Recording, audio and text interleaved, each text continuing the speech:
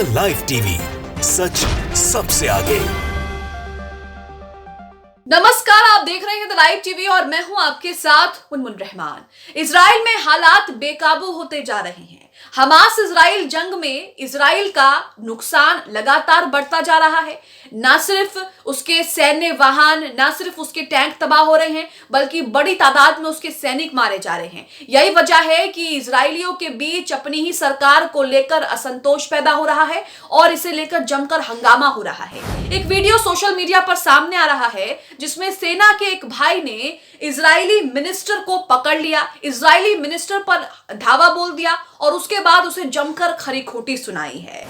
आप अपनी स्क्रीन पर ये ट्वीट देख रहे हैं। ये ट्वीट गुलाम नबी मदनी का है, जिन्होंने ये वीडियो शेयर किया है। वीडियो शेयर करते उन्होंने बताया है कि सेना का भाई किस तरह से छटपटाकर जो है वो इजरायली मिनिस्टर को पकड़ लेता है, उस पर हमला बोल देता है और उसके बाद जमकर जो है उसको खरी खोटी सुनाता है, उसका विरोध करता है और उसको कई तरह की बातें सुनाता है। वीडियो भी आपको दिखाएंगे। ट्वीट में यहां पर देखिए लिखा है कि गाजा मुजाहिदीन द्वारा मारे गए एक यहूदी सैनिक के अंतिम संस्कार में शामिल हुए इजरायली युद्ध कैबिनेट के सदस्य बेनी गेट्स पर मृत सैनिक के भाई ने हमला कर दिया। तो यहां पर बेनी गेट्स, जो कि इजरायली युद्ध कैबिनेट के सदस्य हैं, वो एक यहूदी सैनिक के अंतिम संस्कार में शामिल होने के लिए गए थे, लेकिन उसके बाद उसके ही भाई ने जो है उन पर धावा बोल दिया। और आप जो वीडियो देखेंगे उसमें आपको दिखेगा कि किस तरह से वो शख्स जो है, जो यहूदी सैनिक का भाई है, मृत यहूदी सैनिक का भाई है, वो लगातार चिल्ला रहा है बेनी गेट्स पर, उनका लगातार जो है विरोध कर रहा है। यहां पर वो कहता है कि मेरे भाई तुम्हारे कारण कब्र में चला गया है, आप इजरायली सैनिकों के हत्यारे हैं। ये वो शख्स कह रहा है जिसने उस पर हमला किया है, यहूदी सैनिक, मृत यहूदी सैनिक का भाई। आगे वो कहता है कि एक मारे गए यहूदी सैनिक ने इजरायली युद्ध कैबिनेट के सदस्य और अगले प्रधानमंत्री बनने की उम्मीद कर रहे बेनी गेट्स की निंदा भी की। अब यहाँ पर आपको वीडियो दिखाते हैं, आप अपनी स्क्रीन पर ये वीडियो देखिए, जो वीडियो वायरल हो रहा है, जिसमें बेनी गेट्स को यहाँ पर जमकर विरोध का सामना करना पड़ता है और यहाँ पर लोग उनसे कह रहे हैं, मृत यहूदी सैनिक का भाई कह रहा है कि आपके कारण जो है मेरा भाई कब्र में चला गया है, आप मेरे भाई के हत्यारे हैं। देखिए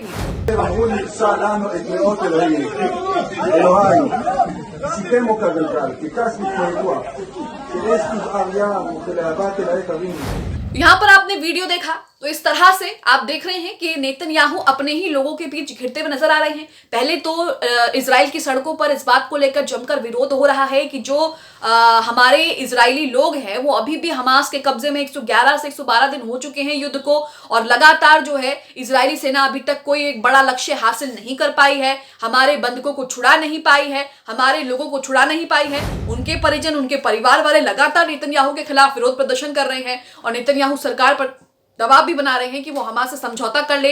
वहीं दूसरी तरफ जिन लोगों के चाहने वाले मारे जा रहे हैं, जिन लोगों के सैनिक मारे जा रहे हैं, जिन परिवार वालों के सैनिक हमास के साथ जंग में मारे जा रहे हैं, उनके लोग भी लगातार प्रदर्शन कर रहे हैं और इजरायली सरकार पर जो है वो सवाल उठा रहे हैं। इसी के साथ यहाँ पर अबू उबैदा का एक बयान है जो गुलाम नबी मदनी ने यहाँ पर शेयर किया है। उस बयान को भी आपको यहाँ पर दिखाते हैं कि उन्होंने यहाँ पर बताया कि किस तरह से पिछले दिनों कितना नुकसान इजरायली सैनिकों का हुआ है, कितने लोग मारे गए हैं, कितने टैंक तबाह हो गए हैं।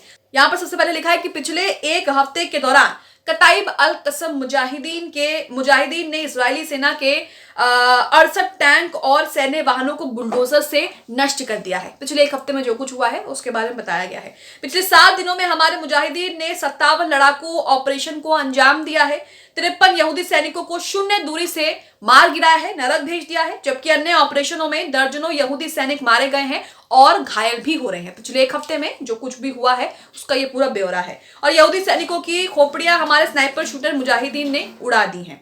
इसके साथ आगे लिखा है, उन्होंने इजरायली सेना के रास्तों में बारूदी सुरंगें और विस्फोट बिछा करके उन्हें भी जो है मौत के हवाले कर दिया। इमारतों में शरण लिए हुए यहूदी सैनिकों को मिसाइलों और विस्फोटकों से जला दिया गया है। यहाँ पर हमास जो है वो चप्पे चप्पे पर नजर बनाए हुए है और कहीं भी इजरायली सैनिकों को नहीं छोड़ रहा है, फिर चाहे वो इमारत में शरण लिए हुए हो या फिर वो किसी गाड़ी के पीछे छिपे हुए हो या फिर वो सैन्य वाहन में हो। यहाँ पर हमास जो है वो बिल्कुल भी छोड़ने के मूड में नजर नहीं आ रहा है। रिमोट नियंत्रण बमों ने मुजाहिदीन की सुरंगों में घुस रहे यहूदी सैनिकों को उड़ा दिया है। इजरायली सैनिकों के ठिकानों पर मोर्टार गोले और कम दूरी की मिसाइलें दागी जा रही हैं। यहूदी सैन्य छावनियों और इलाकों में मिसाइलें बरसाई गई हैं।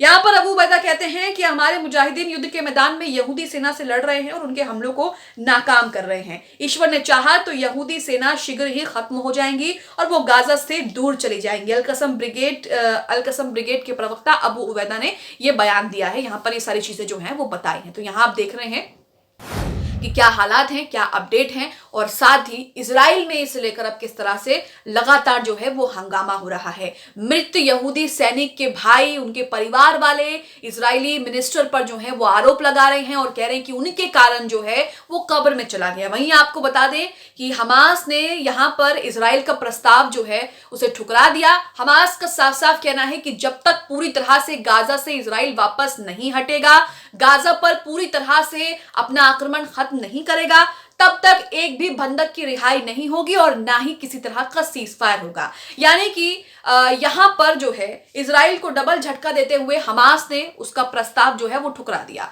प्रस्ताव ने इजराइल ने कहा था कि वो 2 महीने तक गाजा पर जो है वो सीज फायर करेगा और बदले में उसके बंधकों को हमास को छोड़ना पड़ेगा। 130 बंधक जो हैं वो अभी भी हमास के कब्जे में है। इजराइल के अभी भी हमास के कब्जे में, जिसे छोड़ने के लिए हमास तैयार नहीं है। और यहाँ पर हमास की एक शर्त है कि पूरी तरह से युद्ध खत्म होगा तभी जो है इनको छोड़ा जाएगा। आपको बता दें कि पिछले दिनों इजराइल में जो है वो यहूदी सड़कों पर प्रदर्शन करने वाले इजरायली यहूदी जो हैं वो इजरायली संसद में घुस गए, जिस वक्त वहां पर अहम बैठक पर चर्चा हो रही थी और वहां इजरायलियों ने घुसकर जो है जमकर हंगामा किया, तमाशा किया। और यहाँ पर इजरायली सांसदों को यह भी कहा कि उनकी वजह से जो है वो हमारे परिजन वहां पर फंसे हुए हैं, वो हमारे परिजनों को छुड़ाने के लिए कुछ भी नहीं कर रहे हैं। आप अपनी स्क्रीन पर आर्टिकल भी देख रहे हैं जिसमें लिखा है कि अपने ही देश में गिर गए इजरायली प्रधानमंत्री नेतन्याहू अपनी मांग को लेकर पार्लियामेंट में घुसे लोग। तो अचानक जो है वो कई सारे लोग पार्लियामेंट में घुस जाते हैं और उसके बाद वहां पर जमकर हंगामा करते हैं, प्रदर्शन करते हैं और एक ही बात कहते हैं कि उनकी वजह से जो है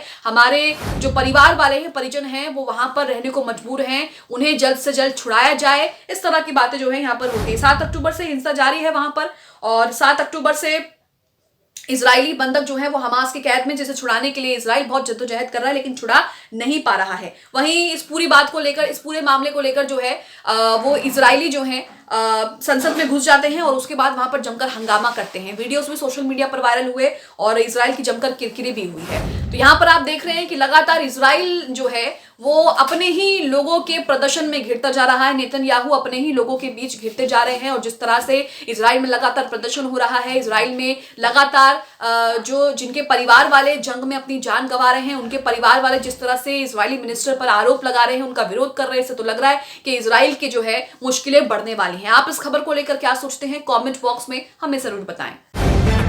द लाइव टीवी, सच सबसे आगे।